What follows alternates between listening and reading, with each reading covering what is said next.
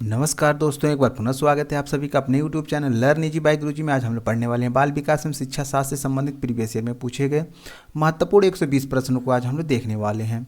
इसमें हम लोग CDP से संबंधित CDP में जो पेडागोजी होता है उससे और पेपर 1 पेपर 2 में जो भी CDP से संबंधित प्रश्न पूछे गए हैं उससे संबंधित आज हम लोग 120 महत्वपूर्ण प्रश्न को देखेंगे। ये हम लोग का पार्ट 1 वीडियो पार्ट 1 है। यदि रिस्पांस ठीक ठाक रहा तो पार्ट 2 भी आएगा, इसमें भी हम लोग 120 प्रश्न देखेंगे। तो आइए शुरू करते हैं इस वीडियो को। देखते हैं हम लोग पहला प्रश्न। यदि आप हमारे चैनल पर पहली बार आए हैं तो प्लीज़ चैनल को सब्सक्राइब जरूर कीजिएगा, साथ में बेल आइकन को भी दबा लीजिएगा ताकि इस प्रकार के वीडियो बनाए सबसे पहले आपके पास पहुंचे। तो आइए शुरू करते हैं इस वीडियो को। देखते हैं हम लोग पहला प्रश्न। तो पहला प्रश्न इस प्रकार है, एक खेल क्रिया के दौरान चोट लगने पर रोहन रोने लगा।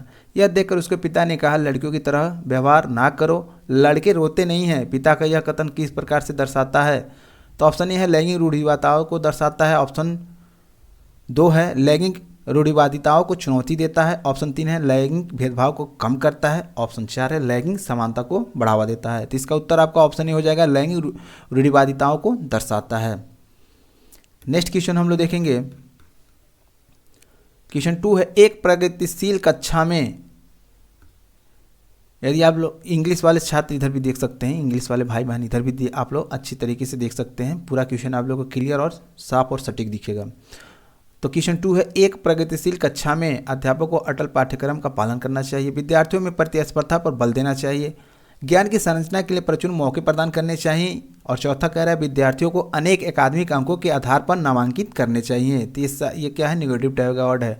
आपका ऑप्शन 3 सही हो जाएगा, ज्ञान की संरचना के लिए प्रचुर मौके प्रदान करने चाहिए। यही क्या होता है? एक प्रगतिशील कक्षा का एक माहौल होता है। नेक्स्ट क्वेश्चन हम लोग 3 देखेंगे। एक गतिविधि के दौरान छात्रों को संघर्ष करते देख एक अध्यापिका बच्चों को संकेत और इशारे जैसे क्या, क्यों, कैसे प्रदान करने का फैसला लेती है। लेवाइगोत्स्की के सिद्धांत के अनुसार अध्यापिका की यह योजना बच्चों को अधिगम के लिए निष्प्रेरित करेगी। ये तो आपका क्या है? ये गलत हो जाएगा, निगेटिव दिखा रहा है। अधिगम के लिए पाठ आधारभूत संरचना का काम करेगी, छात्रों में प्रोत्साहन निकास प्रवृत्तियां पैदा करेगी। छात्रों में प्रत्याहार और निकास प्रवृत्तियां पैदा करेगी, यही आपका निगेटिव वर्ड है। अधिगम की प्रक्रियाओं में अर्थहीन होगी, अधिगम की जो भी प्रक्रिया अर्थहीन होगी तो इसका कोई मतलब ही नहीं है। तो आपका ऑप्शन 2 सही हो जाएगा, अधिगम के लिए पाठ आधारभूत संरचना का काम करेगी। पाठ मतलब होता है कोई भी बालक क्या है, प्रारंभिक अवस्था में कुछ भी सीख रहा है और सीखने में उसको थोड़ा बहुत कठिनाई आ रहा है, तो आप थोड़े से इशारा करते हैं, थोड़े से उसको सहयोग करते हैं, हिंट करते हैं, तो उस काम को क्या करता है? अच्छी तरीके से सीख जाता है। जैसे कोई बालक साइकिल चला रहा है और साइकिल चलाने में क्या कर रहा है? वो बार बार गिर जा रहा है। यदि आप पीछे से पकड़ लेते हैं तो आसानी से साइकिल को चलाने लगता है, फिर छोड़ देते हैं, वो फिर पीछे से आप लोग छोड़ देते हैं तो साइकिल वो आसानी से चलाने लगता है, यानी वो साइकिल को सीख जाता है। तो थोड़े से मदद को ही क्या कहा जाता है? पाड़ कहा जाता है, ढांचा कहा जाता है, मचान कहा जाता है। तो ये आपके प्रश्न 3 का उत्तर आपका 2 हो जाएगा। ठीक, इसके बाद आगे हम लोग देखेंगे प्रश्न 4। बच्चों के सामाजिकरण के संदर्भ में निम्न में से कौन सा कथन सही है? सामाजिकरण के संदर्भ में कौन सा कथन सही कह रहा है? विद्यालय सामाजिकरण का एक द्वितीयक कारक है और परिवार सामाजिकरण का एक प्राथमिक कारक है। 2 है विद्यालय सामाजिकरण का एक प्राथमिक कारक है और समकक्षी सामाजिकरण के द्वितीय कारक है।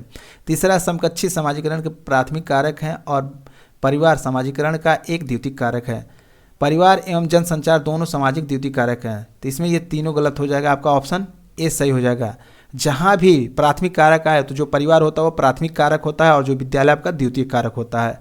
तो प्राथमिक कारक आपका क्या हो जाएगा? परिवार हो जाएगा, क्योंकि बालक क्या होता है? परिवार से ही पहले सीखता है, उसके बाद क्या करता है? स्कूल में जाता है। तो प्राथमिक कारक क्या हो जाएगा? आपका विद्यालय हो जाएगा। नेक्स्ट क्वेश्चन 5 देखेंगे हम लोग। बहुबुद्धि का सिद्धांत जोर देता है कि बुद्धि उपलब्धि केवल वस्तुनिष्ठ परीक्षणों द्वारा ही मापी जा सकती है। एक आयाम में बुद्धिमत्ता अन्य सभी आयामों में बुद्धिमत्ता निर्धारित करती है। बुद्धिमत्ता की विभिन्न दशाएं हैं। और चौथा है बुद्धिमत्ता में कोई व्यक्तिगत भिन्नताएं नहीं होती है। तो इसका उत्तर हो जाएगा आपका ऑप्शन 3 हो जाएगा, बुद्धिमत्ता की विभिन्न दशाएं हैं। नेक्स्ट क्वेश्चन हम लोग 6 देखेंगे। लॉरेंस कोहलर के सिद्धांत के अनुसार किसी कार्य को इसलिए करना क्योंकि दूसरे इसे स्वीकृति देते हैं नैतिक विकास के चरण को दर्शाता है। तो इसका उत्तर हो जाएगा आपका ऑप्शन दो हो जाएगा प्रथागत नैतिक विकास को दर्शाता है। फिर आगे हम लोग देखेंगे 7 है लेव वाइगोत्स्की का सामाजिक सांस्कृतिक परिक्षेप अधिगम प्रक्रिया में के महत्व पर जोर देता है। कह रहा है जो लेव वाइगोत्स्की का सामाजिक और सांस्कृतिक परिप्रेक्ष्य अधिगम का जो सिद्धांत है किस पे महत्व देता है, किस पे जोर देता है, तो इसका उत्तर हो जाएगा आपका ऑप्शन ए हो जाएगा सांस्कृतिक उपकरणों पर क्या करता है, ये महत्व पर जोर देता है। नेक्स्ट क्वेश्चन हम लोग देखेंगे 8। जीन पियाजे अपने संज्ञानात्मक विकास के सिद्धांत में संज्ञानात्मक संरचनाओं को के रूप में वर्णित करते हैं, तो इसका उत्तर हो जाएगा आपका ऑप्शन 4 हो जाएगा स्कीमा मनोबद्ध यानी स्कीमा के रूप में क्या करते हैं, वर्णित करते हैं। नेक्स्ट क्वेश्चन हम लोग देखेंगे 9 देखेंगे जीन पियाजे के संज्ञानात्मक विकास के सिद्धांत में पूर्व संक्रियात्मक अवस्था में विकास का मुख्य गुण क्या होता है, तो इसका उत्तर हो जाएगा आपका ऑप्शन दे दिया है अमूर्त सोच का विकास दिया है, ऑप्शन 2 दिया है विकास एवं सोच में केंद्रीकरण दिया है, 3 दिया है परिकल्पित निगमनात्मक सोच दिया है, 4 दिया है संरचनात्मक और पदार्थों को क्रमबद्ध करने की क्षमता। तो इसका उत्तर हो जाएगा आपका ऑप्शन 2 हो जाएगा विचार सोच में केंद्रीकरण। क्या हो जाएगा, विचार और सोच में केंद्रीकरण। क्या है, जीन पियाजे के संज्ञानात्मक विकास के सिद्धांत में जो पूर्व संक्रियात्मक अवस्था होता है उसमें विकास का मुख्य गुण क्या होता है, विचार और सोच में केंद्रीकरण। नेक्स्ट हम लोग देखेंगे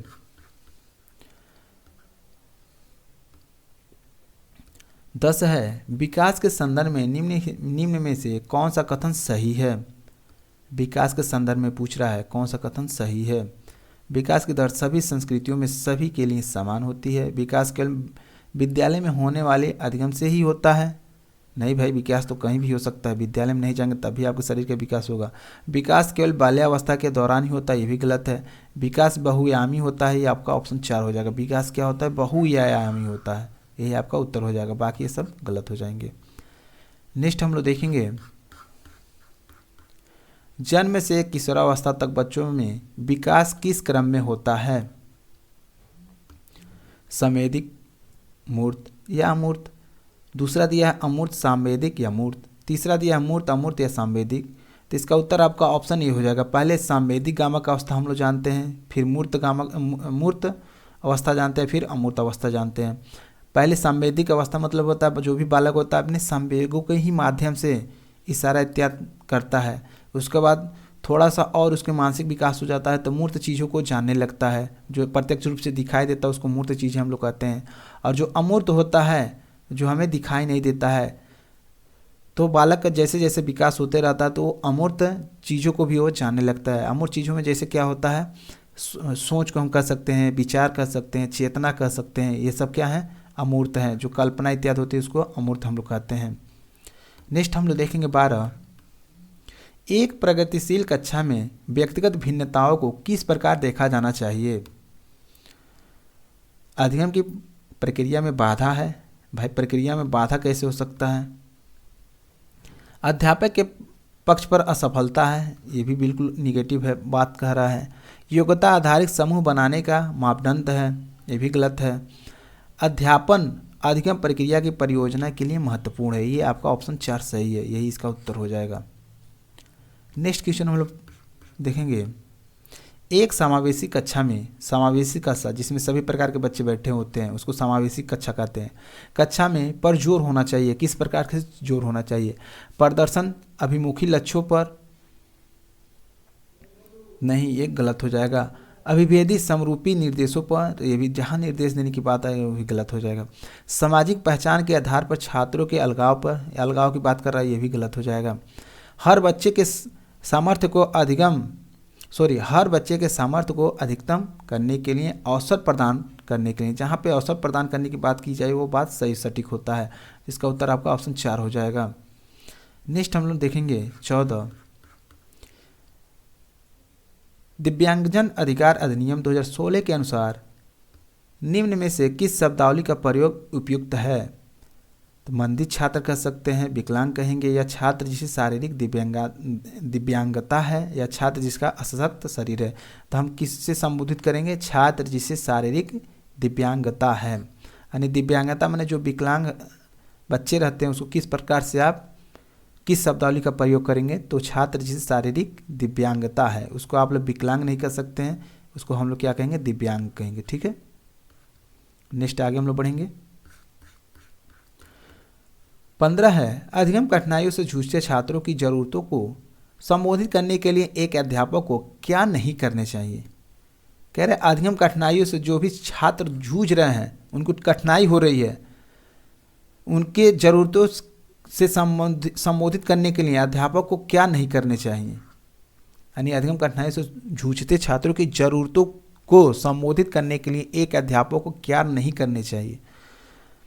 तो इसका पहला ऑप्शन दिया है दृश्य श्रव्य सामग्रियों का इस्तेमाल क्या नहीं करने चाहिए, करने चाहिए। तो यहाँ निगेटिव टैग वर्ड पूछ रहा है तो निगेटिव ही होगा। संरचनात्मक शिक्षा शास्त्री उपांगों का इस्तेमाल, व्यक्तिगत शैक्षिक योजना बनाना, शिक्षा शास्त्र और आकलन की जटिल संरचनाओं का प्रयोग करना। जहाँ जटिल की बात कर रहा है, जटिल संरचना का आप लोग प्रयोग नहीं कर सकते हैं, तो इसका ऑप्शन 4 हो जाएगा। निगेटिव का क्या होता है, निगेटिव होता है। इसके बाद हम लोग देखेंगे 16 होता है सर्वजनात्मक की पहचान का प्रमुख लक्षण क्या है। सर्वजनात्मक की पहचान की प्रमुख लक्षण क्या है। कम परिज्ञानता, बोधगम्यता, अपसारी चिंतन, अति सक्रियता या असतर्कता।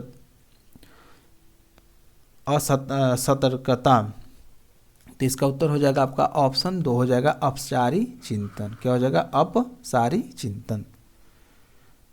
नेक्स्ट क्वेश्चन हम लोग देखेंगे विविध पृष्ठभूमियों के अधिगमकर्ताओं को संबोधित करने हेतु एक अध्यापक को, कह रहा है विविध पृष्ठभूमियों के अधिगमकर्ताओं को संबोधित करने हेतु एक अध्यापक को विविधता संबंधी मुद्दों पर बातचीत टालनी चाहिए। नहीं जी, टालनी नहीं चाहिए। विविध विन्यासों से उदाहरण देने चाहिए, ये सही है। विविध विन्यासों से उदाहरण लेने चाहिए, ये इसका सही उत्तर हो जाएगा। बाकी सभी आपके गलत होंगे। आगे हम लोग देखेंगे 18 है समस्या समाधान क्षमताओं को किस प्रकार सुसाध्य किया जा सकता है। तो इसका उत्तर हो जाएगा आपका ऑप्शन 3 हो जाएगा समरूपों के इस्तेमाल को बढ़ावा देकर। क्या हो जाएगा, समरूपों के इस्तेमाल को बढ़ावा देकर समस्या समाधान क्षमताओं को सुसाध्य किया जा सकता है। आगे हम लोग देखेंगे 19 अधिगम की अवप्रेरणा को किस प्रकार, अधिगम की अभिप्रेरणा को किस प्रकार कायम रखा जा सकता है। जो अधिगम की अभिप्रेरणा है इसको किस प्रकार से कायम रखा जा सकता है। तो इसका उत्तर हो जाएगा आपका ऑप्शन 2 हो जाएगा प्रवीणता अभिमुखी लक्ष्यों पर जोर देकर। बच्चे को दंड देकर, वैसे जहाँ दंड देने की बात है ये आपका गलत हो जाएगा। बच्चों को बहुत आसान क्रियाकलाप देकर, ये भी गलत हो जाएगा। तुरंत याद जहाँ करने की बात है तो ये भी गलत हो जाएगा। तो आपका ऑप्शन 2 हो जाएगा प्रवीणता अभिमुखी लक्ष्यों पर जोर देकर। नेक्स्ट हम लोग देखेंगे शर्मिंदगी क्या चीज़ है। शर्मिंदगी है, शर्मिंदगी का संज्ञान से कोई संबंध नहीं है। जो शर्मिंदगी होता है संज्ञान से कोई संबंध नहीं है। शर्मिंदगी का संज्ञान पर नकारात्मक प्रभाव पड़ सकता है, ये आपका सही हो जाएगा। जो शर्मिंदगी होता है वो नकारात्मक प्रभाव डाल सकता है। नेक्स्ट हम लोग देखेंगे 21 निम्न में से अध्यापन अधिगम का सबसे प्रभावशाली माध्यम कौन सा है। जो अध्यापन अधिगम होता है उसका सबसे प्रभावशाली माध्यम कौन सा है। विषय वस्तु को यथावत याद कराना है, जहाँ याद कराने की बात आ जाएगा वैसे ही गलत हो जाएगा। संकल्पनाओं के बीच संबंध खोजना। इसके बाद बिना विश्लेषण के अवलोकन माने ही, ये भी गलत हो जाएगा, ये भी निगेटिव टैग वर्ड है। अनुकरण नकल, ये भी, तो ये आपका ऑप्शन 2 हो जाएगा संकल्पनाओं के बीच संबंध खोजना, ये आपका सही उत्तर हो जाएगा। आगे हम लोग बढ़ेंगे, आगे देखेंगे 22 एक अध्यापिका को दिए गए किसी कार्यकलाप में छात्रों को विभिन्न त्रुटियों का विश्लेषण करना चाहिए, क्योंकि इसके आधार पर वह दंड की मात्रा निर्धारित कर सकती है। दंड की मात्रा, भाई दंड नहीं देना है, ये भी गलत हो जाएगा। त्रुटियों की समझ अध्यापन अधिगम प्रक्रियाओं के लिए अर्थपूर्ण है, ये सही हो जाएगा। इसके तीसरा कह रहा है इसके आधार पर वह ज़्यादा त्रुटियों करने वाले छात्रों को दूसरे छात्रों से अलग, जहाँ अलग करने की बात आएगी ये गलत हो जाएगा। अधिगम केवल त्रुटियों के शोधन पर निर्भर करता है, नहीं, ये भी गलत है। आपका ऑप्शन 2 सही हो जाएगा। त्रुटियों की समझ अध्यापन अधिगम प्रक्रिया के लिए अर्थपूर्ण है। नेक्स्ट हम लोग देखेंगे, उम्मीद करें आप लोग को बिल्कुल साफ साफ दिखाई दे रहा होगा, क्योंकि ये बिल्कुल हम लोग PDF से देख रहे हैं, और जिसको हिंदी में प्रॉब्लम होगी तो आप लोग इंग्लिश भी देख सकते हैं, इंग्लिश में भी बहुत क्लियर साफ साफ दिख रहा होगा। नेक्स्ट है हम लोग का, बच्चों को सीखने में कठिनाइयाँ होती हैं जब, बच्चों को सीखने में कठिनाइयाँ होती हैं जब सूचना अलग अलग टुकड़ों में प्रस्तुत की जाए, दो आंतरिक रूपों से अभिप्रेरित हो, अधिगम सामाजिक संदर्भ में हो, विषय वस्तु को बहुरूपों में प्रस्तुत किया गया हो। तो इसका उत्तर आपका ऑप्शन ही हो जाएगा। सूचना को क्या है, टुकड़ों में प्रस्तुत नहीं करने हैं। इससे क्या होगा, बच्चों को सीखने में बहुत सारी कठिनाइयाँ उत्पन्न हो सकती हैं। 24 है, अधिगम की सर्वोत्तम अवस्था कौन सी है, अधिगम की सर्वोत्तम अवस्था कौन सी है। तो इसका उत्तर हो जाएगा आपका ऑप्शन 3 हो जाएगा, संतुलित उत्तेजना, कोई भय नहीं, किसी प्रकार का भय नहीं। जहाँ दे दिया उत्तेजना और उच्च भय भैया, एक मिनट, जहाँ उच्च भय होगा वहाँ किस प्रकार से अधिगम होगा, हो पाएगा, नहीं हो पाएगा, तो ये आपका गलत हो जाएगा।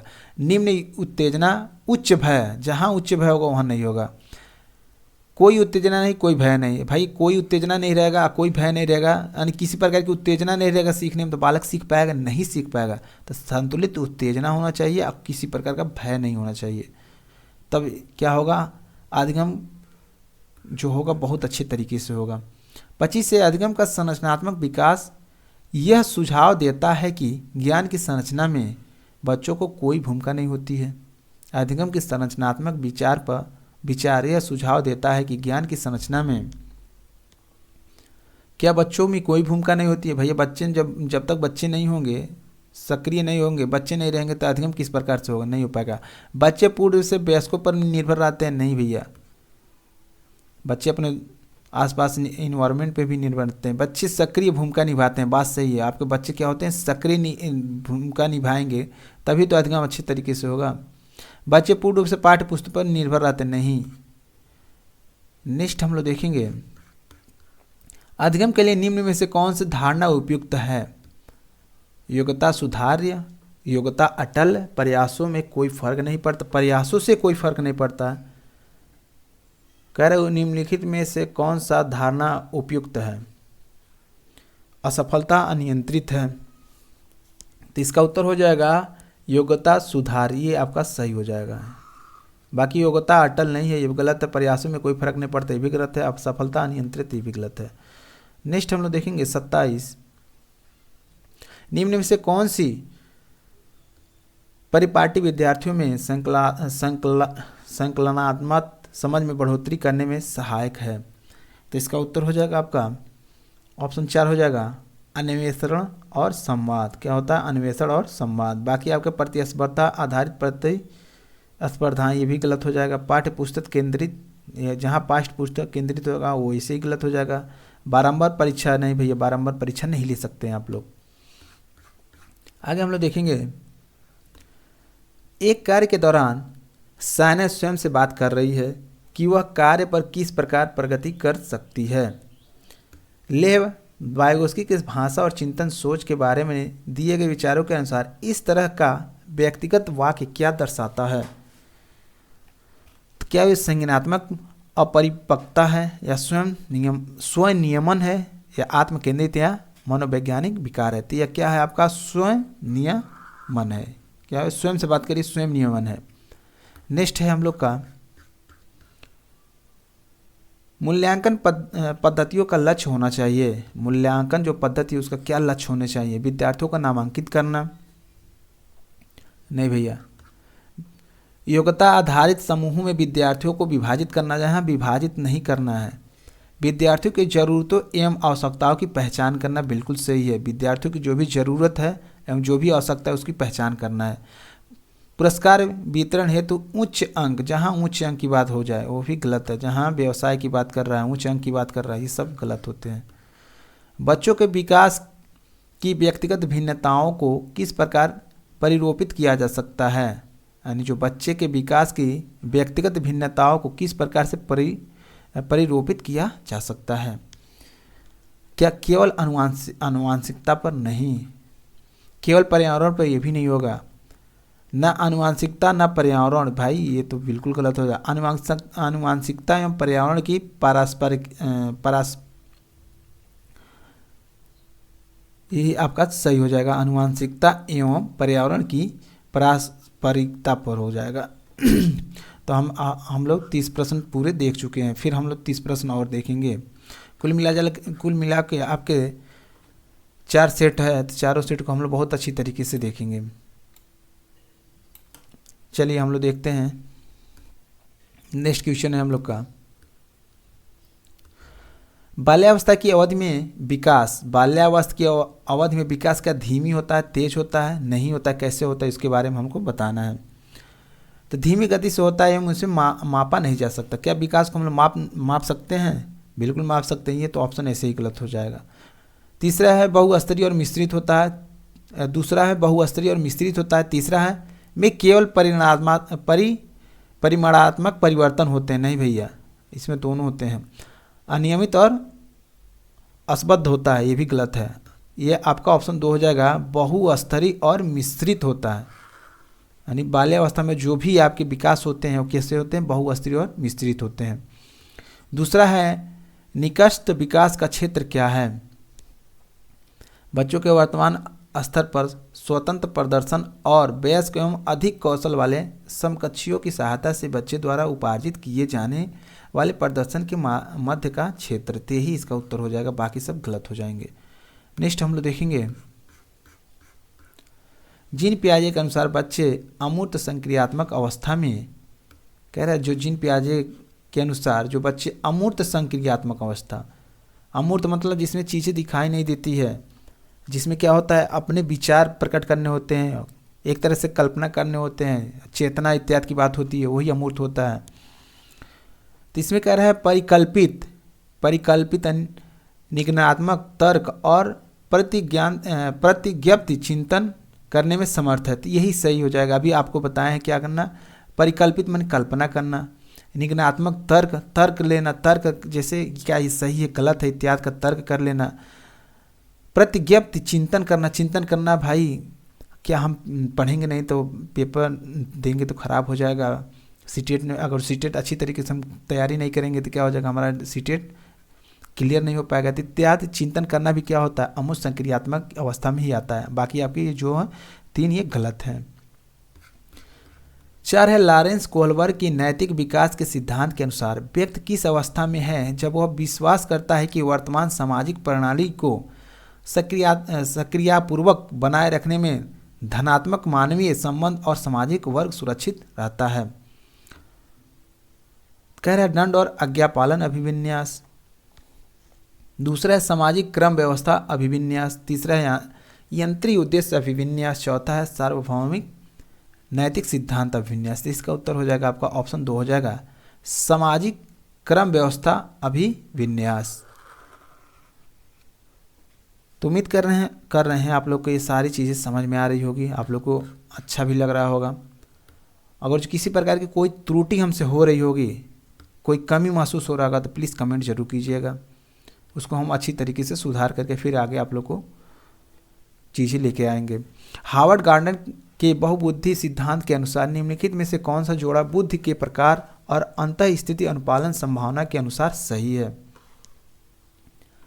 कह रहा है जो हार्वर्ड गार्डनर के बहुबुद्धि सिद्धांत के अनुसार निम्नलिखित में से कौन सा जोड़ा बुद्धि के प्रकार और अंतः स्थिति अनुपालन संभावना के अनुसार सही है। ये आपका बुद्धि के प्रकार दे दिया है, जैसे स्थानिक बुद्धि है, अंतरावैयक्तिक बुद्धि है, भाषिक है और शारीरिक गति संवेदना है। और ये जो अंतः स्थिति अनुपालन संभावना है ये इधर दे दिया है। तो इसमें जो सही है आपका 4 ही सही है। शारीरिक गति संवेदना जो क्या है एक खिलाड़ी के संबंधित है, यानी खिलाड़ी से संबंधित क्या करता है ये अनुपालन करता है, जो शारीरिक गति संवेदना होता है। नेक्स्ट हम लोग देखेंगे, लेह वाइगोस्की के अनुसार बच्चों के संज्ञानात्मक विकास में भाषा की एक महत्वपूर्ण भूमिका है। बच्चों के संज्ञानात्मक विकास में भाषा की एक महत्वपूर्ण भूमिका है। दूसरा कह रहा है बच्चे भाषा अधिग्रहण यंत्र द्वारा भाषा सीखते हैं। क्या भाषा अधिग्रहण यंत्र द्वारा भाषा सीखते हैं? नहीं भैया, ये तो गलत है। बच्चों का संज्ञानात्मक विकास चरणों में होता है। जो भी बच्चे का संज्ञानात्मक विकास चरणों में होता है। नहीं, स्कीमा के परिपक्वन से बच्चों में संज्ञानात्मक विकास अग्रसर होता है, नहीं होगा। ये आपका ऑप्शन यही सही हो जाएगा। बच्चों में संज्ञानात्मक विकास में भाषा की एक महत्वपूर्ण भूमिका होती है। भाषा के माध्यम से क्या होगा? उनके संज्ञानात्मक विकास होंगे। आगे हम लोग देखेंगे 7, एक प्रगतिशील कक्षा में शिक्षण अधिगम प्रक्रिया के दौरान अधिगमकर्ताओं का मूल्यांकन बच्चों के अधिगम में सहायक नहीं होते हैं। भैया ये तो गलत है, सहायक होते हैं। बच्चों का अधिगम प्रक्रिया में रुकावट उत्पन्न करता है, नहीं, ये भी गलत है। रुकावट किस प्रकार से उत्पन्न करेगा? कह रहे अभिभावकों को प्रतिपुष्टि देने में के प्रयोजन से बेहद सफल, कम सफल एवं असफल विद्यार्थियों को पहचानने में सहायक होता है, नहीं, ये भी गलत है। आपका ऑप्शन 4 सही हो जाएगा। बेहद महत्वपूर्ण है कि क्योंकि यह बच्चों की समझ की जानकारी देता है और अध्यापिका को अपने शिक्षा शास्त्र पर विचारने में सहायक होता है, यही इसका सही उत्तर हो जाएगा। नेक्स्ट हम लोग 8 देखेंगे। कक्षा में सभी लिंगों में जेंडर रूढ़िवादिता कम करने और विकास के विस्तार की संभावनाओं को बढ़ाने के लिए प्रभावशाली पद्धति कौन सी है? कह रहा है कक्षा में सभी लिंगों में जेंडर रूढ़िवादिता कम करने के लिए, यानी छात्र और छात्रा जैसे क्या कहते हैं, महिला और पुरुष में जो भी अंतर होता है उसको कम करने के लिए, विकास के विस्तार की संभावनाओं को बढ़ाने के लिए प्रभावशाली पद्धति कौन सी है? यानी कौन सी ऐसी पद्धति है जो सबसे प्रभावशाली है, जिससे यह रूढ़िवादिता, जो भी जेंडर रूढ़िवादिता है, उसको हम लोग कम कर सकते हैं। लिंग, पहला कह रहा है लिंगों के जैविक अंतरों की अपेक्षा करना और उन्हें अस्वीकारना, तो नहीं, ये तो गलत हो जाएगा भैया। समाज में चित्रित लिंग भूमिकाओं को प्रबल करना, नहीं, जब प्रबल करेंगे तो कहाँ से रूढ़िवादिता कम होगा। इसके बाद कह रहा है एक ही लिंग के योग्यता समूह बनाना, नहीं भैया, समूह कैसे हम समूह बनाने की बात कर रहा है, वो भी एक ही लिंग का, यानी बाकी लोग को छांट देगा। चौथा कह रहा है क्रियाकलाप के लिए मिश्रित लिंग समूह बनाना और विचार विमर्श को प्रोत्साहित करना, ये सही हो जाएगा। आपका ऑप्शन 4 सही हो जाएगा। क्रियाकलाप के लिए मिश्रित लिंग समूह, मिश्रित में सभी प्रकार के लिंग हो, उसमें उस बालक हो बालिका हो जो भी हो, सब लोग एक साथ हो, एक समूह बनाइए और आपस में क्या करें, विचार विमर्श करें। इसके बाद अध्यापकों को कक्षा में बहुभाषीय को समझना चाहिए। कह रहे अध्यापकों को कक्षा में बहुभाषीयता को समझना चाहिए, एक गुण और साधन के रूप में, एक रुकावट को नहीं भैया, रुकावट के रूप में नहीं होगा, एक समस्या नहीं, ये भी होगा, एक व्यवस्थागत मुद्दा, तो ये भी नहीं होगा। आपका ऑप्शन ये हो जाएगा एक गुण और साधन के रूप में। नेक्स्ट क्वेश्चन हम लोग 10 देखेंगे। बाल केंद्रित कक्षा वह है जिसमें अध्यापक केवल पाठ्य पुस्तक को ज्ञान के स्रोत के रूप में उपयोग करता है, नहीं, केवल पाठ्य पुस्तक नहीं देना है, उसके इन्वायरमेंट है, उसके सामाजिक ज्ञान भी देना है, उसके आसपास के जो भी चीज़ें हैं, खेल इत्यादि से भी ज्ञान देने हैं। अध्यापक बच्चों को उसकी क्षमता के आधार पर वर्गीकृत नहीं करने हैं, ये भी गलत है। बच्चों के व्यवहार को निर्देशित करने के लिए अध्यापक को पुरस्कार और दंड का प्रयोग करता है, तो ये भी पुरस्कार और दंड नहीं करने हैं, आपको दंड किसी प्रकार के नहीं देने हैं। चौथा आपका सही हो जाएगा, अध्यापक लचीला है और प्रत्येक बच्चे की व्यक्तिगत आवश्यकताओं को पूरा करता है, ये आपका सही हो जाएंगे, ये आपके सही हो जाएगा।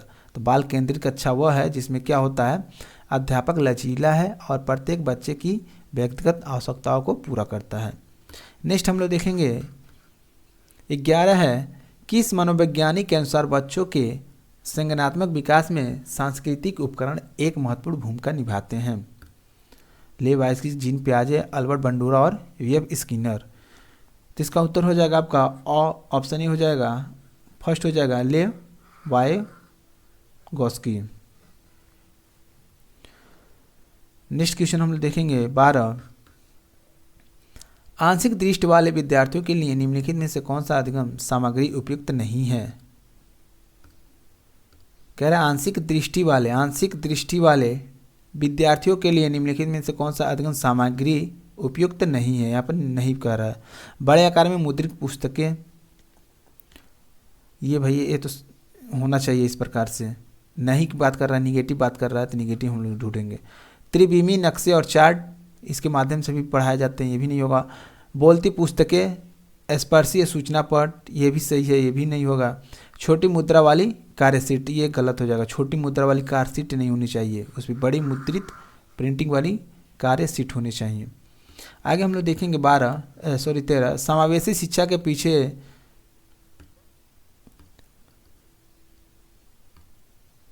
13 है समावेशी शिक्षा के पीछे अंतर्हित विचार है।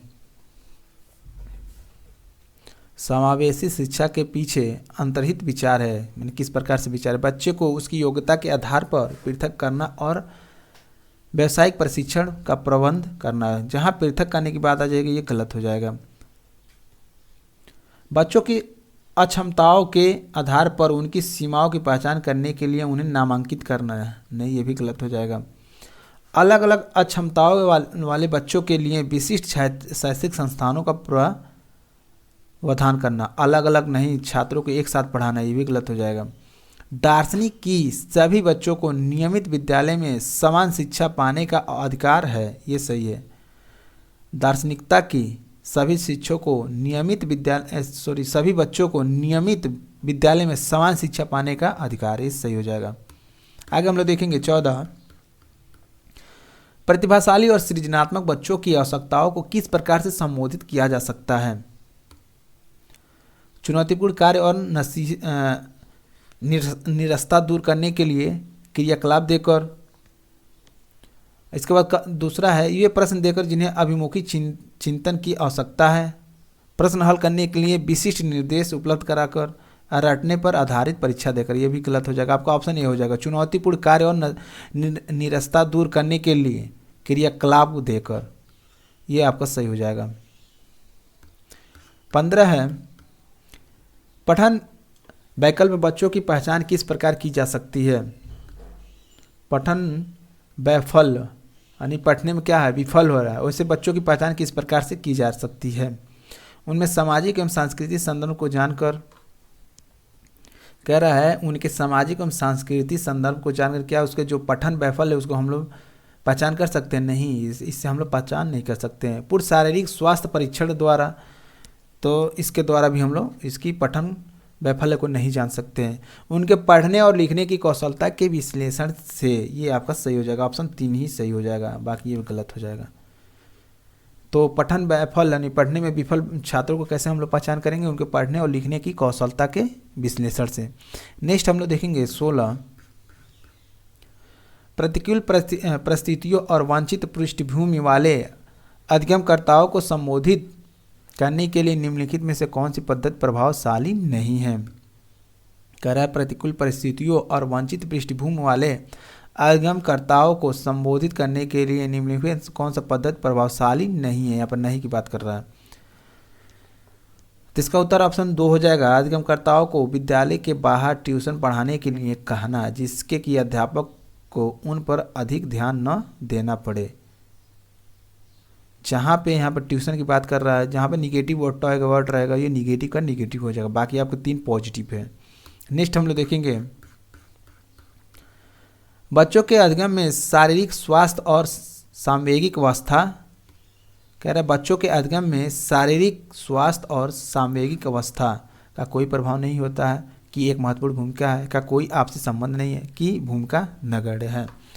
इसका उत्तर हो जाएगा आपका ऑप्शन 2 हो जाएगा कि एक महत्वपूर्ण भूमिका है, यानी बच्चों के अधिगम में शारीरिक स्वास्थ्य और सामवेगिक अवस्था की एक महत्वपूर्ण भूमिका होती है। यानी स्वस्थ शरीर में स्वस्थ मस्तिष्क का ही विकास होता है, ये आप लोग सुने होंगे। 18 है कक्षा में अर्थपूर्ण अधिगम को प्रोत्साहित करने के लिए अध्यापिका को, यानी एक कक्षा में अर्थपूर्ण अधिगम को प्रोत्साहित करना है तो एक अध्यापिका को क्या करना चाहिए? विद्यार्थियों की सहायता करनी चाहिए कि वे अपने मनोभाव और अभिप्रायों को सुव्यवस्थित कर पाएँ। दूसरा कह रहा है विद्यार्थियों को उनके प्रदर्शन के आधार पर वर्गीकरण और नामांकित करके उनके योग्यता आधारित समूह बनाना। जहाँ वर्गीकरण की बात आ गया, नामांकित करने की बात आ गई, 3 गलत हो जाएगा, नहीं दूसरा आपका गलत हो जाएगा। विद्यार्थियों में संवाद और परिचर्चा को प्रोत्साहन करना चाहिए जिससे वे बहुपरिक्षेप करने में सशक्त हों। ये आपका सही हो जाएगा। इसके बाद कह रहा है कि कक्षा में विविधता की उपेक्षा करके शिक्षण उपेक्षा, जहाँ उपेक्षा की बात आ जाए ये नहीं होगा, तो आपका पहला और तीसरा होगा, नहीं ऑप्शन ये हो जाएगा, पहला और तीसरा ये सही हो जाएगा। नेक्स्ट हम लोग देखेंगे 19 से अधिगम एक और प्रक्रिया है। अधिगम क्या है, कैसी प्रक्रिया है पूछ रहा है। तो क्या अधिगम एक जटिल और सक्रिय प्रक्रिया है? क्या अधिगम एक सरल और रैखिक प्रक्रिया है? क्या अधिगम एक सरल और व्यक्तिगत प्रक्रिया है? क्या अधिगम एक जटिल और निष्क्रिय प्रक्रिया है? इसका उत्तर हो जाएगा अधिगम एक जटिल और सक्रिय प्रक्रिया है। अधिगम क्या है, एक जटिल और सक्रिय प्रक्रिया है, इसका उत्तर हो जाएगा। नेक्स्ट हम लोग 20 देखेंगे।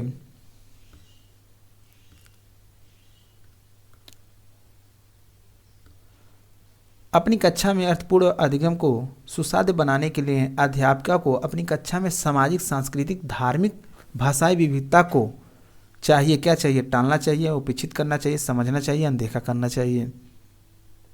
तो कभी किसी चीज़ को टालना नहीं चाहिए, उपेक्षा भी नहीं करना चाहिए, अनदेखा भी नहीं करना चाहिए, उसको क्या करना चाहिए, समझना चाहिए।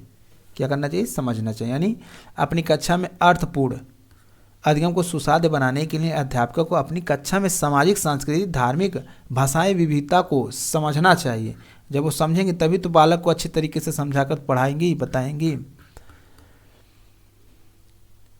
कक्षा में प्रभावशाली अधिगम के लिए वातावरण की रचना करनी चाहिए, बजाय वातावरण के कह रहा सहयोगिक प्रतिस्पर्धित, यही इसका उत्तर हो जाएगा, सहयोगिक अतिस्पर्धित। यानी कक्षा में प्रभावशाली अधिगम के लिए सहयोगिक वातावरण की रचना करनी चाहिए और बजाय प्रतिस्पर्धित, यानी प्रतिस्पर्धा क्या करना चाहिए, क्लास में नहीं करना है। इस प्रकार के वातावरण आपको नहीं बनाना चाहिए। तो सहयोगिक क्या होना चाहिए, अधिगम होना चाहिए, और वातावरण जैसा होना, क्लास का वातावरण आपका प्रतिस्पर्धित नहीं होना चाहिए। तो ये इसका उत्तर हो जाएगा। नेक्स्ट हम लोग देखेंगे 22। निम्नलिखित में से कौन सा उदाहरण विद्यार्थियों को अधिगम के लिए अभिप्रेरित करने के लिए प्रभावशाली पद्धति है? कह रहा है अधिगम को, विद्यार्थियों को अधिगम के लिए प्रेरित करने के लिए, प्रेरणा, उसके अंदर प्रेरणा ना रहे के लिए कि वो अधिगम करे, पढ़ाई करे बढ़िया से, तो कौन सा पद्धति एक प्रभावशाली है? पाठ उपलब्ध कराना, विशेषकर जब विद्यार्थी कोई नया कौशल सीख रहे हों। दूसरा कह रहा है सीखने से ज़्यादा कार्य पूर्ण करने पर बल देना। नहीं भैया, सीखना जरूरी है, केवल कार्य पूर्ण करा के क्या होगा जब तक उसके माइंड में ये बात नहीं आएगी। 3 है वे कार्य जो देना जो कि बहुत सरल हो। सरल कार्य नहीं कराने हैं आपको, दोनों तरीके से कार्य कराने हैं, सरल और कठिन दोनों तरीके से कार्य कराने हैं। प्रतियोगिताओं के लिए बहुत से अवसर प्रदान उत्पन्न करना, नहीं, ये अवसर उत्पन्न नहीं कराना है। तो इसका उत्तर आपका 1 हो जाएगा। पाठ उपलब्ध कराना, विशेषकर जब विद्यार्थियों को कोई नया कौशल सीख रहे हों। सीखने से ज़्यादा कार्य पूर्ण करने पर बल, ये आपका सही हो जाएगा। तभी आपको हम पाठ बताए थे, क्या होता है कि थोड़े से सहायता करना जिससे बालक क्या हो जाए, अच्छी तरीके से सीख जाए, थोड़े से हेल्प करना। बच्चों के चिंतन के विषय में निम्नलिखित में से कौन सा कथन सही नहीं है? बच्चों के चिंतन के विषय में निम्नलिखित में से कौन सा कथन सही नहीं है? यहाँ पर नहीं की बात कर रहा है, निगेटिव हमें खोजना है। कह रहे बच्चे अपने आसपास की विविध घटनाओं के बारे में स्वयं अपने सिद्धांतों की रचना करते हैं। ये तो बात सही है। बच्चे प्रत्ययों स्वयं नहीं सोच सकते हैं, बच्चे प्रत्ययों को स्वयं नहीं सोच सकते हैं और अध्यापक की मूल भूमिका उन्हें जानकारी उपलब्ध कराना है। बच्चे अपने आसपास की विविध घटनाओं के बारे में सक्रियतापूर्वक सोचते हैं और उन्हें अन्वेषण और छानबीन की लालसा होती है। बच्चे अपने आसपास की वस्तुओं को जानने के लिए जन्मजात जिज्ञासु होते हैं। तो ये आपका पहला भी सही है, तीसरा चौथा नहीं, दूसरा आपका गलत है। बच्चे प्रत्ययों को स्वयं नहीं सोच सकते हैं, भाई बच्चे स्वयं सोच सकते हैं। तो निगेटिव का निगेटिव हो जाएगा, निगेटिव प्रश्न का उत्तर निगेटिव उत्तर होगा। बच्चे विद्यालय में असफल होना, बच्चों का विद्यालय में असफल होना क्या दर्शाता है? कह रहे हैं प्रस्तावित करता है कि वंचित पृष्ठभूमि वाले बच्चों की अधिगम का सामर्थ्य नहीं होता है। कह रहे हैं निर्दिष्ट करता है कि विद्यालय इन बच्चों की आवश्यकताओं और रुचियों की पूर्ति करने में असमर्थ है। यही उसका सही उत्तर हो जाएगा। भाई जब बच्चे क्या हो जाते हैं, विद्यालय में असफल तो हो जाते हैं, तो उसका पूरा श्रेय तो विद्यालय का ही जाएगा। बच्चे को आप किस प्रकार से पढ़ा रहे हैं, किस प्रकार से अधिगम करा रहे हैं कि बच्चे असफल हो जा रहे हैं। बाकी सब आपके सही होंगे। नेक्स्ट हम लोग देखेंगे 25, समूह में एक दूसरे को पढ़ाते और सहायता करने से, समूह में एक दूसरे को पढ़ाने और सहायता करने से क्या होता है, बच्चे स्वयं की चिंतन प्रक्रिया का साक्षेप कर सकते हैं और संज्ञानात्मक क्रियाकलाप के उच्च स्तर पर पहुंच सकते हैं। दूसरा है, बच्चों में भ्रांति उत्पन्न हो सकती है। भाई समूह में एक दूसरे से पढ़ने से क्या हो सकता है, भ्रांति उत्पन्न होगी, कभी नहीं होगा। भ्रांति उत्पन्न हो सकती है, कभी नहीं होगा, तो ये गलत है। बच्चे का ध्यान भंग हो सकता है, ये भी गलत है। बच्चे में प्रतिस्पर्धा प्रवृत्ति उत्पन्न होती है जो कि अधिगम में विधि है, ये भी गलत है। आपका ऑप्शन ए सही हो जाएगा। यानी बच्चे स्वयं के चिंतन प्रक्रिया पर आक्षेप कर सकते हैं और संज्ञानात्मक क्रियाकलाप के उच्च स्तर पर पहुंच सकते हैं। नेक्स्ट हम लोग देखेंगे 26 से, एक कक्षा में अध्यापिका अपनी शिक्षा शास्त्र एवं आकलन की विद्याओं को विद्यार्थियों की व्यक्तिगत जरूरतों के अनुसार परिवर्तित करती है। कह रहा है एक कक्षा में जो अध्यापिका है अपनी शिक्षा शास्त्र एवं आकलन की विद्याओं को विद्यार्थियों की व्यक्तिगत जरूरतों के अनुसार परिवर्तित करती है। क्या अध्यापक केंद्रित है, प्रगतिशील है, पाठ्य पुस्तक केंद्रित या व्यवहारवादी है? तो इसका उत्तर हो जाएगा आपका ऑप्शन 2 हो जाएगा, प्रगतिशील। यानी एक प्रगतिशील कक्षा में अध्यापिका अपने शिक्षा शास्त्र एवं आकलन की विद्याओं को विद्यार्थियों की व्यक्तिगत जरूरतों के अनुसार परिवर्तित करती है। आगे हम लोग देखेंगे 27 से, विकास के विषय में निम्नलिखित में से कौन सा कथन सही है? विकास के विषय में निम्नलिखित में से कौन सा कथन सही है? बच्चों के विकास में बहुत सी सांस्कृतिक विविधताएं होती हैं। संसार में सभी बच्चों का विकास एक ही क्रम में और सुनिश्चित समय से होता है। 3 है, विकास सुरुचिपूर्ण सुव्यवस्थित समूह की अवस्थाओं में पूर्व निश्चित अनुवांशिक घटकों के कारण होता है। विकास एक सरल और एक दिशी प्रक्रिया है।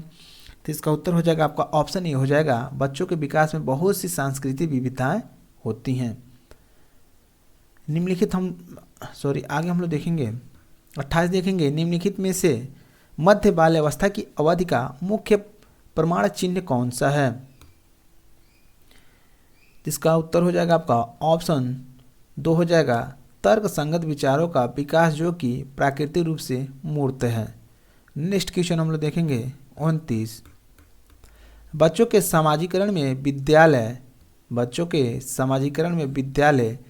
की कोई भूमिका नहीं होती है। नहीं भैया, भूमिका बहुत बड़ी भूमिका होती है। कि बहुत कम भूमिका होती है? नहीं, बहुत कम भी नहीं होती है। प्राथमिक कारक है? नहीं, ये प्राथमिक कारक नहीं है। ये क्या है? एक प्रकार के द्वितीय कारक है। प्राथमिक कारक आपके क्या हो जाएंगे? घर हो जाएंगे, होम हो जाएगा। 30 है, निम्नलिखित में से किस मनोवैज्ञानिक ने प्रस्तावित किया है कि बच्चों का चिंतन गुणात्मक रूप से वयस्कों की अपेक्षा अलग होता है? तो कौन से मनोवैज्ञानिक हैं ये प्रस्ताव पारित किए हैं, यानी प्रस्तावित किए हैं? तो इसका उत्तर हो जाएगा आपका ऑप्शन ए हो जाएगा, जीन पियाजे। ऑप्शन ए हो जाएगा, जीन पियाजे ने प्रस्ताव किया है कि बच्चों का जो चिंतन होता है, चिंतन जो गुणात्मक रूप से वयस्कों की अपेक्षा अलग होता है। फिर आगे हम लोग देखेंगे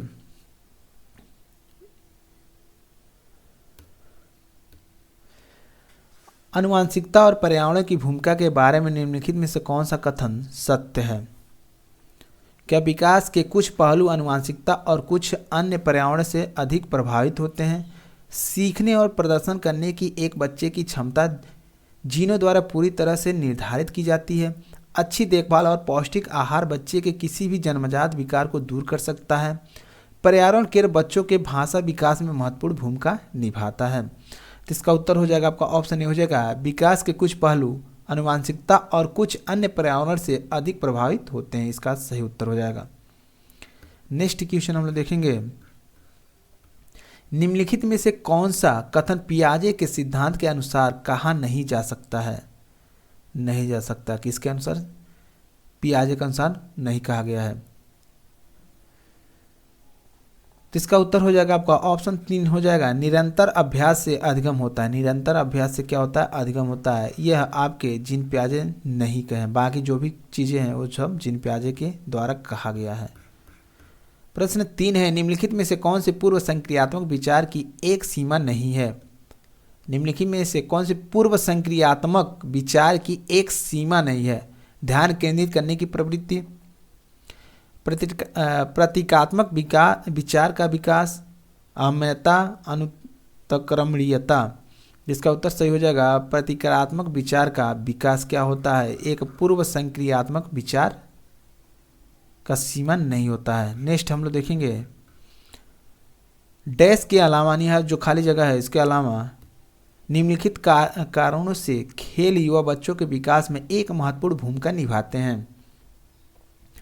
तो इसका उत्तर हो जाएगा 3 हो जाएगा, यह समय बिताने का एक सुगत तरीका है। इसका ऑप्शन 3 हो जाएगा, यह समय बिताने का एक सुखद तरीका है के अलावा निम्नलिखित कारणों से खेल युवा बच्चों के विकास में एक महत्वपूर्ण भूमिका निभाते हैं। यानी खेल में क्या हो जाता है, एक समय बिताने का तरीका भी है बच्चे इससे। नेक्स्ट क्वेश्चन हम लोग देखेंगे, निम्नलिखित में से कौन सा प्रश्न बच्चों को गंभीर रूप से सोचने के लिए आमंत्रित करता है? क्या आप इसका उत्तर जानते हैं? सही जवाब क्या है? क्या आप इसी तरह की स्थिति के बारे में सोच सकते हैं? और चौथा है, विभिन्न तरीकों से हम इसे कैसे हल कर सकते हैं? तो इसका उत्तर आपका 4 हो जाएगा, विभिन्न तरीकों से हम इसे कैसे हल कर सकते हैं।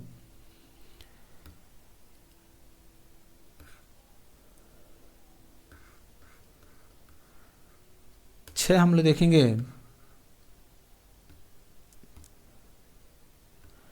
निम्नलिखित में से कौन सा विकल्प प्रगतिशील शिक्षा का सबसे अच्छा वर्णन करता है? कह रहा है करके सीखना, परियोजना विधि, सहयोग से सीखना। दूसरा कह रहा है थीमेटिक इकाइयाँ, नियमित इकाइयाँ, प्रशिक्षण, रैंकिंग। नहीं, ये गलत हो जाएगा। व्यक्तिगत अधिगम, क्षमता, समूह बनाना नहीं भैया, ये भी गलत हो जाएगा। जहाँ लेबलिंग करने की बात आ जाए, जहाँ उल्टा सीधा टीचर बातें बच्चों को करे, लेबलिंग करें, तुम तो पागल हो, तुम तो कमज़ोर हो, तुम गधे हो इत्यादि, ये सब ये भी निगेटिव वर्ड होता है। चौथा है परियोजना विधि, क्षमता समूह बनाना, रैंकिंग जहाँ करना, ये भी गलत हो जाएगा, ये भी निगेटिव है। तो आपका ऑप्शन ए हो जाएगा, करके सीखना, परियोजना विधि, सहयोग से सीखना, ये सही हो जाएगा। आगे हम लोग देखेंगे प्रगतिशील शिक्षा के बारे में निम्नलिखित में से कौन सा कथन बताता है शिक्षा स्वयं ही जीवन है? कह रहा है प्रगतिशील शिक्षा के बारे में निम्नलिखित में से कौन सा कथन बताता है शिक्षा स्वयं ही जीवित है? तो इसका उत्तर आपका ऑप्शन 3 हो जाएगा, स्कूलों में शिक्षा सामाजिक और प्राकृतिक दुनिया को प्रतिबिंबित करें। बाकी आपके जो भी है वो गलत है। नेक्स्ट हम लोग देखेंगे कोहलबर्ग के सिद्धांत के योगदान के रूप में निम्नलिखित में से किसे माना जा सकता है? कह रहे हैं उनके सिद्धांत में संज्ञानात्मक परिपक्वता और नैतिक परिपक्वता के बीच एक सहयोग का समर्थन किया है। तो इसका उत्तर सही हो जाएगा, यही इसका सही उत्तर होगा। नेक्स्ट हम लोग देखेंगे 9, निकटवर्ती विकास का क्षेत्र संदर्भित करता है। निकटवर्ती विकास का क्षेत्र संदर्भित करता है। कह रहा है उच्च चरण को जब अधिकतम विकास संभव है, उस विकासात्मक चरण को जब बच्चा सीखने की पूरी जिम्मेदारी लेता है। तीसरा है एक संदर्भ को जिसमें बच्चे सहयोग के सही स्तर के साथ कोई कार्य लगभग स्वयं कर सकते हैं। तो यही इसका सही उत्तर हो जाएगा, बाकी सब गलत रहेंगे। आगे हम लोग देखेंगे एक उभयलिंगी व्यक्तित्व स्त्री लक्षणों वाले पुरुषों को संदर्भित करता है। दूसरा है में आमतौर पर माने गए मर्दाना और स्त्री गुणों का समायोजन होता है। तीसरा है में दृढ़ और अहंकारी होने की आदत है। और चौथा है समाज में प्रचलित रूढ़िवादी लिंग भूमिकाओं का पालन करता है। तो इसका उत्तर आपका ऑप्शन 2 हो जाएगा, में आमतौर पर माने गए मर्दाना और स्त्री गुणों का समायोजन है एक उभयलिंगी व्यक्तित्व का। नेक्स्ट हम लोग देखेंगे 11, बच्चे डैश को छोड़कर अन्य सभी के द्वारा लिंग भूमिकाएं ग्रहण करते हैं। किसको छोड़कर? अन्य सभी द्वारा लिंग भूमिकाएं ग्रहण करते हैं। मीडिया, समाजीकरण, संस्कृति और ट्यूशन। तो इसका उत्तर आपका ऑप्शन 4 हो जाएगा, ट्यूशन। यानी बच्चे ट्यूशन को छोड़कर अन्य सभी के द्वारा लिंग भूमिकाएं ग्रहण करते हैं, मीडिया, सामाजिकरण और सांस्कृतिक। नेक्स्ट हम लोग देखेंगे मानकीकृत परीक्षणों मानकीकृत परीक्षणों की आलोचनाओं में से एक यह है कि वे मुख्य रूप से मुख्य धारा की संस्कृति का प्रतिनिधित्व करते हैं, इसलिए पक्षपाती हैं। उनकी भाषा को समझना मुश्किल है। परीक्षण बड़ी आबादी पर लागू नहीं किए जा सकते हैं। वे बच्चों की क्षमता की स्पष्ट तस्वीर नहीं देते हैं। तो इसका उत्तर हो जाएगा आपका ऑप्शन ए हो जाएगा, वे मुख्य रूप से मुख्य धारा की संस्कृति का प्रतिनिधित्व करते हैं और इसलिए पक्षपाती हैं। नेक्स्ट क्वेश्चन हम लोग देखेंगे 13।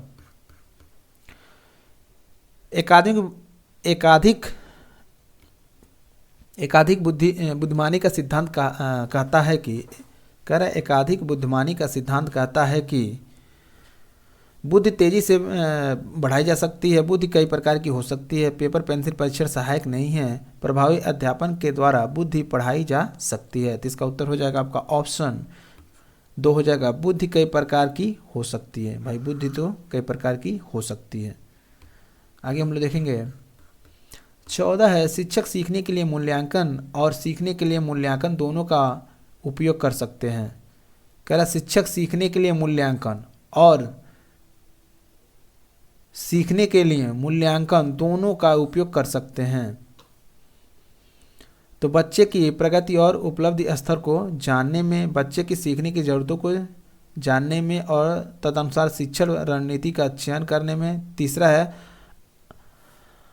आवधिक अंतरालों पर बच्चे के प्रदर्शन का आकलन करने और उनके प्रदर्शन को प्रमाणित करने में। तो इसका उत्तर आपका ऑप्शन ए हो जाएगा, बच्चों की प्रगति और उपलब्धि स्तर को जानने में। आपका जो चौथा है ये भी गलत हो जाएगा। तो आगे हम लोग देखते हैं निम्नलिखित में से कौन सा सतत और व्यापक मूल्यांकन से संबंधित नहीं है। जो आपके सतत और व्यापक जो मूल्यांकन है उससे संबंधित नहीं है। तो इसका इसे भारत के शिक्षा के अधिकार अधिनियम द्वारा अनिवार्य किया गया है। नहीं भैया, सॉरी, किया गया है लेकिन ये सही नहीं होगा। यह शिक्षण अधिगम प्रक्रिया का एक अभिन्न अंग है। ये भी सही है लेकिन ये गलत हो जाएगा। यह विभिन्न शिक्षा क्षेत्रों में बच्चों को उपलब्धि पर केंद्रित है। ये भी सही है लेकिन ये गलत हो जाएगा। कह रहा है यह बच्चों को धीमे, खराब और बुद्धिमान के रूप में चिन्हित करने में उपयोगी होता है। यही सही हो जाएगा। ये निगेटिव बात कर रहा है, निगेटिव का निगेटिव ही हो जाएगा। आगे हम लोग देखेंगे 16, बच्चों में प्रतिभाशालिता के कारण हो सकती है। आनुवंशिकता और वातावरण के बीच एक अंतःक्रिया, एक संसाधन समृद्धि वातावरण। तीसरा है सफल माता पिता और चौथा दिया है एक अनुशासित दिनचर्या। तो इसका उत्तर हो जाएगा आपका ऑप्शन ए हो जाएगा, आनुवंशिकता और वातावरण के बीच एक अंतःक्रिया क्या है, एक प्रतिभाशालिता के कारण है।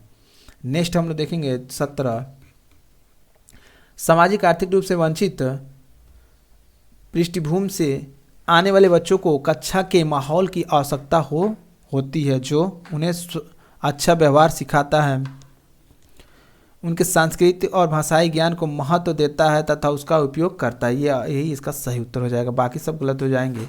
उनकी भाषा के उपयोग को हतोत्साहित करना, भाई हतोत्साहित नहीं होता है। वर्गीकरण करना ये भी गलत हो जाएगा। तो आपका ऑप्शन 2 सही हो जाएगा। पहले से अच्छा है, पहला भी सही है लेकिन पहले से अच्छा ही है।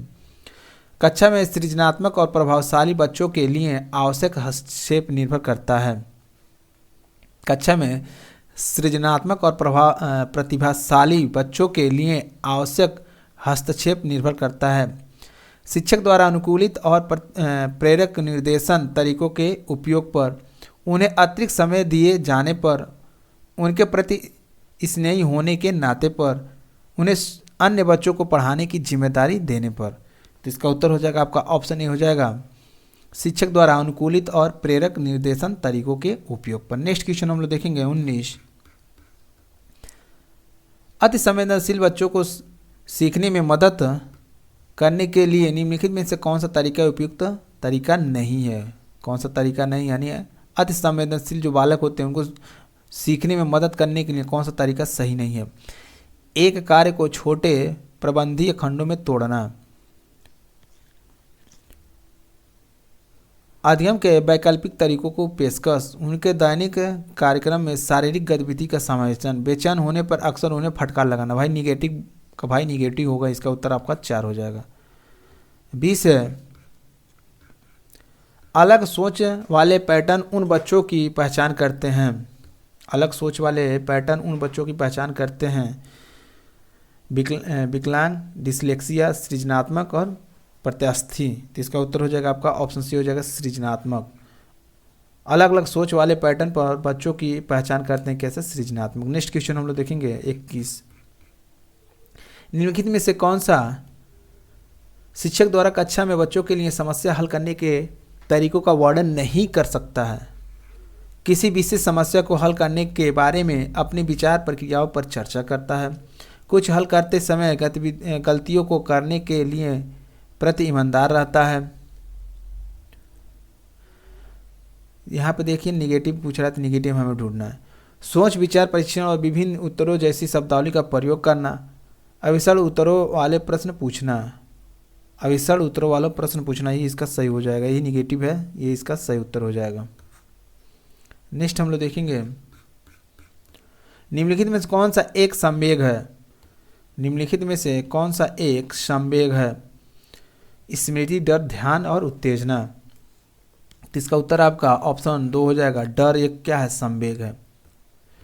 23 है, एक 3 साल का बच्चा बताता है कि दूध बूथ पर एक मशीन द्वारा दूध का उत्पादन होता है। एक 3 साल का बच्चा बताता है कि जो दूध बूथ है पर एक मशीन द्वारा दूध का उत्पादन होता है। निम्नलिखित में से कौन सा बच्चे की समझ का सबसे अच्छा स्पष्टीकरण प्रदान करता है? बच्चे को दुनिया का बहुत सीमित अनावरण ज्ञान है। बच्चे का जवाब दूध बूथ से दूध खरीदने के अपने अनुभव पर आधारित है। यही इसका सही उत्तर हो जाएगा। बच्चे ने गायों को कभी नहीं देखा, ये गलत है। बच्चों का परिवार बच्चों को प्रत्येक प्रेरक वातावरण प्रदान नहीं करता, ये भी गलत है। ये आपका ऑप्शन 2 सही हो जाएगा। 24 है, निम्नलिखित में से कौन सा शिक्षक की भूमिका का सबसे अच्छा वर्णन करता है? निम्नलिखित कौन सा शिक्षक की भूमिका का सबसे अच्छा वर्णन करता है? तो इसका उत्तर हो जाएगा आपका कक्षा में शिक्षक की सबसे महत्वपूर्ण भूमिका अनुशासन बनाए रखना है। अनुशासन बिल्कुल नहीं बनाए रखना है, थोड़े बच्चों को ढील भी देना है। एक शिक्षक को निर्धारित पाठ्य पुस्तक का पालन करना चाहिए नहीं। पाठ्यक्रम को समय पर पूरा करने के साथ साथ दोहराने के लिए पर्याप्त समय देना महत्वपूर्ण है। और चौथा कह रहा है आराम के लिए जगह बनाना जहां बच्चे संवाद और पूछताछ के माध्यम से सीखेंगे। आपका सबसे सटीक उत्तर होगा, ये इसका सही है। नेक्स्ट क्वेश्चन हम लोग देखेंगे 25। निम्नलिखित में से कौन सा कक्षा समृद्ध शिक्षा को प्रोत्साहित करती है? तो 25 का उत्तर हो जाएगा आपका ऑप्शन 2 हो जाएगा। वह कक्षा जिसमें खुली गतिविधि कोने हो और विभिन्न प्रकार के बल, साहित्य, खुली ताकत सेल्फ में रखी हो, जो दिन में किसी भी समय प्राप्त की जा सके। नेक्स्ट क्वेश्चन हम लोग 26 देखेंगे। निम्नलिखित में से कौन सा कक्षा में पाठ्य पुस्तकों की भूमिका का सबसे अच्छा वर्णन करता है? निम्नलिखित में से कौन सा कक्षा में पाठ्य पुस्तकों की भूमिका का सबसे अच्छा वर्णन करता है? वे कक्षा में उपलब्ध संसाधन और संदर्भ का सामग्री में से एक है। वे एक राज्य एवं राष्ट्र की अधिगम में एक रूपता बनाए रखते हैं। वे अध्ययन के पाठ्यक्रम के बारे में शिक्षकों को और माता पिता को मार्गदर्शन प्रदान करते हैं। वे संसाधन रहित संदर्भ में सबसे आवश्यक अधिगम संसाधन है। तो इसका उत्तर आपका ये सही हो जाएगा। वे कक्षा में उपलब्ध संसाधन और संदर्भ सामग्री में से एक है। क्या है ये? आपके निम्नलिखित में कौन से पाठ्य पुस्तक है वो उनके बारे में कह रहा है। 27 है, राष्ट्रीय पाठ्यचर्या फ्रेमवर्क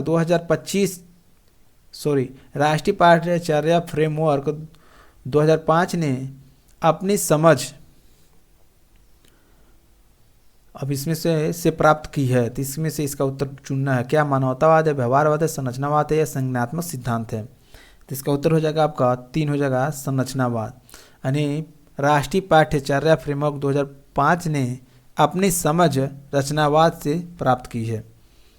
नेक्स्ट 28 देखेंगे। कक्षा में बच्चों को प्रेरित समझा जा सकता है। कक्षा में बच्चों को प्रेरित समझा जा सकता है यदि वे अच्छी तरह से वर्दी पहने स्कूल में आते हैं। भैया वर्दी पहनने से कोई ताल्लुक नहीं है। वे कक्षा में अनुशासन बनाए रखते हैं, ये भी कोई मतलब नहीं है। वे सभी उपस्थिति में नियमित, ये भी नहीं है। वे शिक्षक के स्पष्टीकरण प्राप्त करने के लिए प्रश्न पूछते हैं, ये सही है। आपका सबसे उपयुक्त क्या है? 4 सही है। 29 है, निम्नलिखित में से कौन सा बच्चों में अधिगम में सुधार करने के लिए सबसे अधिक उपयुक्त है? कह रहा है जो अधिगम में बच्चों के सुधार के लिए सबसे उपयुक्त कौन सा है? नियमित मूल्यांकन परीक्षा आयोजित की जानी चाहिए। नियमित तो नहीं करने भैया। शिक्षक को विभिन्न उपकरणों और चित्रों का उपयोग करके विषय की व्याख्या नहीं करने, व्याख्या गलत है। कक्षा में सभी प्रकार के शिक्षण सामग्री होनी चाहिए। और चौथा है, शिक्षक को वास्तविक जीवन परिस्थितियों पर बच्चों को एक दूसरे के साथ बातचीत करने में मदद करनी चाहिए। ये सबसे सटीक है, आपका 4 सही है। 30 है आपका, अनुशासन जो अधिगम वातावरण में एक महत्वपूर्ण भूमिका निभाता है, किस तरह की मदद करता है? बच्चों को अपनी शिक्षा को विनियमित और मॉनिटर करने के लिए, चुप्पी साधने रखने के लिए, शिक्षकों को निर्देशन देने में, बच्चों को उनके पाठ रटकर याद करने में। तो इसका उत्तर आपका ऑप्शन ए हो जाएगा, बच्चों को अपनी शिक्षा को विनियमित और मॉनिटरिंग करने के लिए।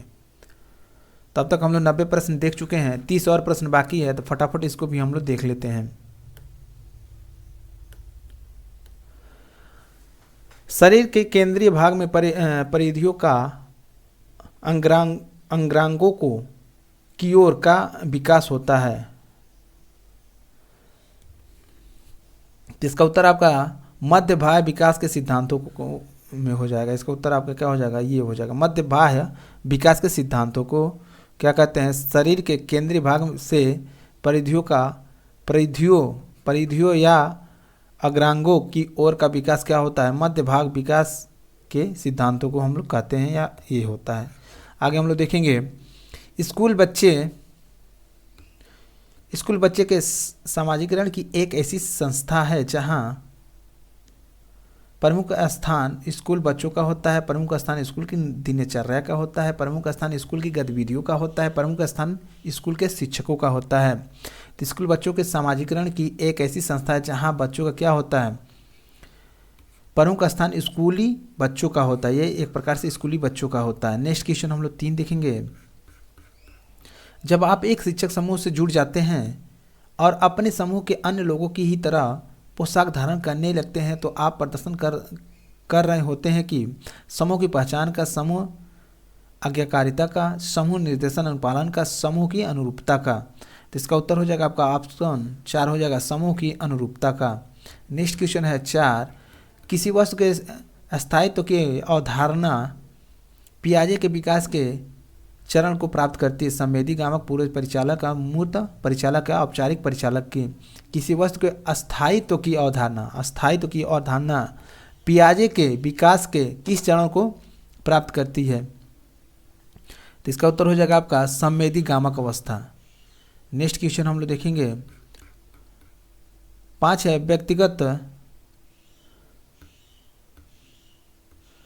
व्यक्तिगत शिक्षा कार्यक्रम की योजना के संदर्भ में बनाई जाती है। तो इसका उत्तर हो जाएगा आपका ऑप्शन 2 हो जाएगा, बाल केंद्रित एवं शिक्षा कार्यक्रम। व्यक्तिगत शिक्षा कार्यक्रम की योजना बाल केंद्रित शिक्षा कार्यक्रम के संदर्भ में बनाई जाती है। नेक्स्ट क्वेश्चन हम लोग देखेंगे, महीनों की आयु के बीच अधिकांश बच्चे शब्दों को मिलाकर छोटे छोटे वाक्यों को बोलना शुरू कर देते हैं। कितने महीने में, किस महीने की आयु में के बीच में अधिकांश बच्चे क्या करते हैं? शब्दों को मिलाकर, छोटे छोटे शब्दों को मिलाकर क्या करते हैं? वाक्यों को बोलना शुरू कर देते हैं। तो इसका उत्तर हो जाएगा आपका 18 से 24 महीने में की आयु के बीच में अधिकांश बच्चे क्या करते हैं? शब्दों को मिलाकर वाक्य बनाकर बोलना शुरू कर देते हैं। नेक्स्ट क्वेश्चन हम लोग 7 देखेंगे, बुद्धलब्धि या आईक्यू की अवधारणा दी थी, यानी बुद्धलब्धि की अवधारणा किसने दी थी? तो इसका उत्तर हो जाएगा आपका ऑप्शन 3 हो जाएगा, स्टर्न के द्वारा दी गई थी।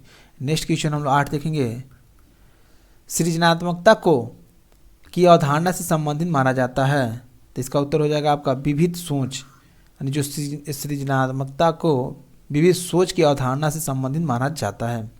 नेक्स्ट क्वेश्चन 9 देखेंगे हम लोग, किसी भाषा के स्वीकृति ध्वनि संयोजकों को इसके नियमों के अंतर्गत बताया जाता है। तो इसका उत्तर हो जाएगा आपका ऑप्शन ए हो जाएगा ध्वनि संबंधी। जहाँ ध्वनि संयोजकों को इसके नियमों के अंतर्गत बताया जाता है, किसके नियमों के बताया जाता है, नियमों के अंतर्गत ध्वनि संबंधी के अंतर्गत बताया जाता है। 10 है, जब सोचने की प्रक्रिया किसी भाषा द्वारा प्रभावित होती है तो ऐसी स्थिति को कहते हैं। तो इसका उत्तर हो जाएगा आपका ऑप्शन 2 हो जाएगा भाषा निर्धारित। नेक्स्ट क्वेश्चन हम लोग देखेंगे,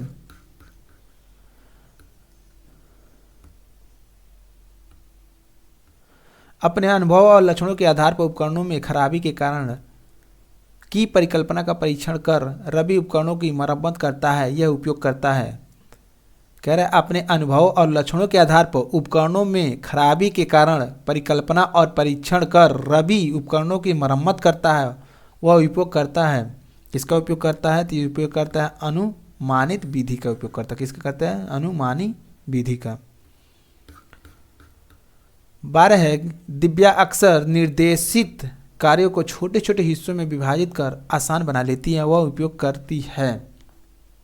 तो इसका उत्तर हो जाएगा उपलक्ष्य विश्लेषण विधि का। उपलक्ष्य विश्लेषण विधि का। 13 है, पुरुष और महिला की भूमिकाओं का निर्धारण समाज करता है, यह कथन बताता है कि लैंगिक एक अंतर्निहित अवतरण है, लैंगिक एक आनुवांशिक प्रतिभा है, लैंगिक एक अंतर्ज्ञानी अवतरण है, लैंगिकता एक सामाजिक अवतरण है। यही इसका सही उत्तर हो जाएगा 4। नेक्स्ट क्वेश्चन हम लोग देखेंगे, ग्रेडिंग, कोडिंग, अंकलन और ग्रेडिंग संचयन प्रणालियों के कुछ उदाहरण हैं। कह रहा है जो ग्रेडिंग है, कोडिंग है, आंकलन है, ग्रेडिंग है, संचयन प्रणाली है, इसके कुछ उदाहरण पूछ रहा है। परीक्षा के उत्तर पत्रों के मूल्यांकन की प्रक्रिया है। नहीं, ये तो गलत है। कक्षा में बच्चों की स्थिति के निरूपण विधि, ये भी गलत है। आलेख पत्र रिपोर्ट कार्ड है, ये भी गलत है। अधिगमकर्ताओं की उपलब्धि के आकलन की गणना विधि, ये सही है, आपका 4 सही है। 15 है, अधिगमकर्ताओं की उपलब्धि का आकलन शिक्षकों की सहायता करता है। तो शिक्षण अधिगम विधियों की प्रभावशालीता का मूल्यांकन करने के लिए इसका सही उत्तर हो जाएगा, ऑप्शन 2 हो जाएगा। 16 है, समावेशी शिक्षा के सिद्धांत पर आधारित है। तो इसका उत्तर हो जाएगा आपका ऑप्शन 2 हो जाएगा, समता एवं समान अवसर पर आधारित है। नेक्स्ट है, दिव्यांग जंग अधिकार अधिनियम वर्ष में लागू किया गया था। तो ये ऑप्शन 4 हो जाएगा आपका 2016 में। नेक्स्ट क्वेश्चन है, व्यक्तिगत विविधताओं वाले बच्चों को बढ़ाने के लिए ऐसे विद्यालय होने चाहिए जहां शिक्षक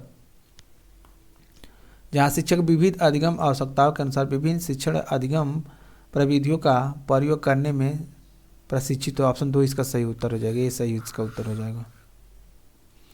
नेक्स्ट क्वेश्चन हम लोग देखेंगे, निःशुल्क एवं अनिवार्य बाल शिक्षा अधिकार अधिनियम 2019 दिव्यांग बच्चों को निःशुल्क शिक्षा के अधिकारों को सुनिश्चित करता है। 6 से 18 वर्ष, 3 से 18 वर्ष, 6 से 14 वर्ष या 6 से 22 वर्ष। तो इसका उत्तर हो जाएगा आपका 6 से 18 वर्ष, ऑप्शन ए हो जाएगा, इसका ऑप्शन 1 हो जाएगा। 20 है, विविध अधिगमकर्ताओं के लिए सुगम्य स्वरूपों में शिक्षण अधिगम सामग्रियों प्रदान करने का तात्पर्य से है। इसका उत्तर हो जाएगा आपका अधिगम की सार्वभौमिक संरचना। विविध अधिगमकर्ताओं के लिए सुगम्य स्वरूपों में शिक्षण अधिगम सामग्री प्रदान करने का तात्पर्य अधिगम की सार्वभौमिकता संरचना से है। 21 है, स्वजागरूकता एवं संज्ञानात्मक क्षमताओं का नियंत्रण जैसे योजना बनाना, समीक्षा करना और संशोधन करना इत्यादि से अंतर्निहित है। तो इसका उत्तर हो जाएगा आपका ऑप्शन 2 हो जाएगा, संज्ञान बोध।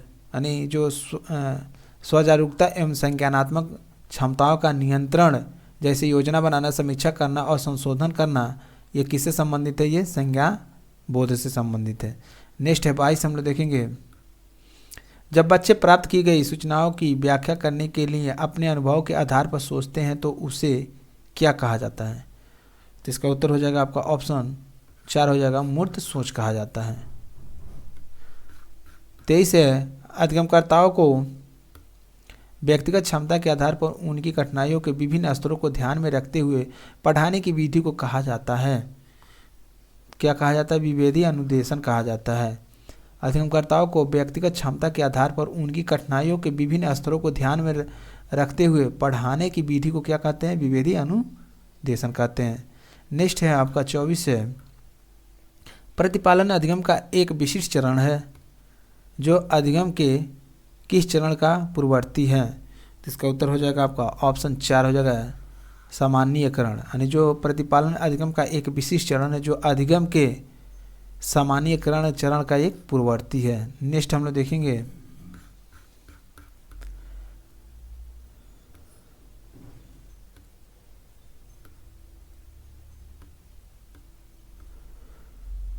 जजों का यह मानना है कि संज्ञान और भाव होते हैं। इसका उत्तर हो जाएगा आपका स्वतंत्र होते हैं, ऑप्शन 2 हो जाएगा। नेक्स्ट क्वेश्चन 26 हम लोग देखेंगे, पहले से सीखे हुए कार्यों में सुधार लाने के लिए शिक्षक बच्चों को प्रदर्शन देकर सिखा रहा है, वह शिक्षण की किस विधि का प्रयोग कर रहा है? तो इसका उत्तर हो जाएगा आपका प्रतिरूपण का प्रयोग कर रहा है, ऑप्शन 4 हो जाएगा। नेक्स्ट क्वेश्चन हम लोग 27 देखेंगे, मैत्र और जैनिस के अनुसार निर्णय लेने वाले बच्चे समस्या का विश्लेषण करते हैं, विकल्पों की सूची बनाते हैं और इनके फायदे और नुकसान के प्रत्येक पहलू पर विचार करते हैं, उसका व्यवहार प्रस्तुत करता है। तो इसका उत्तर हो जाएगा आपका सतर्क हो जाएगा, ऑप्शन 2 हो जाएगा।